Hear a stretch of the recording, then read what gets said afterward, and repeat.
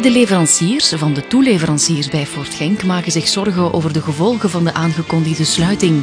Zoals Surtechno in Overpelt, waar matrijzen worden gerepareerd, behandeld en onderhouden. 70% van onze klanten zijn gelinkt aan automotive. Toch hebben wij geen bang voor de toekomst, omwille van de sterkte en de flexibiliteit van dit bedrijf. We blijven ons investeringsprogramma afwerken. We hebben ook een zusterbedrijf in Duitsland, net over de grens in Weekberg, waar wij voor BMW een langdurig contract in de wacht hebben gesleept en waar op dit moment een investeringsprogramma van bijna 2 miljoen euro wordt afgerond.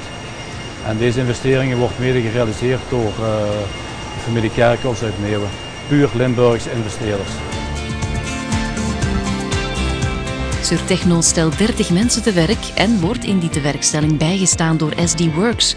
Zo zijn er samen een aantal projecten uitgewerkt. Omwille van het feit dat matrijzenmaker een knelpuntberoep is, hebben wij een aantal jonge mensen via een IBO-opleiding kunnen te werk stellen. Dat zijn er in totaal nu al op de laatste jaren een 6-tal. IBO is een individuele beroepsopleiding. Dat wil zeggen dat ze u helpen, begeleiden. Ze leren u dan alles ook stap voor stap aan. In deze box wordt er uitsluitend gelaserlast. Wat is het voordeel van laserlast ten opzichte van tiklassen? Met laserlast gaat je de structuur van het materiaal niet aantasten. Ik probeer mijn KMO ook altijd wel te adviseren dat we meer zijn als een rekenmachine. Dus ik geef altijd het voorbeeld, als een machine in pannen valt, dan bellen ze onmiddellijk de technieker op om dat te komen depaneren. En ook voor personeel proberen we dat aanspreekpunt te zijn. Het is meer als alleen die loon brengt niet meer. En zo hebben we dat bij Surtechno ook naar mensen. Hij vond moeilijk mensen.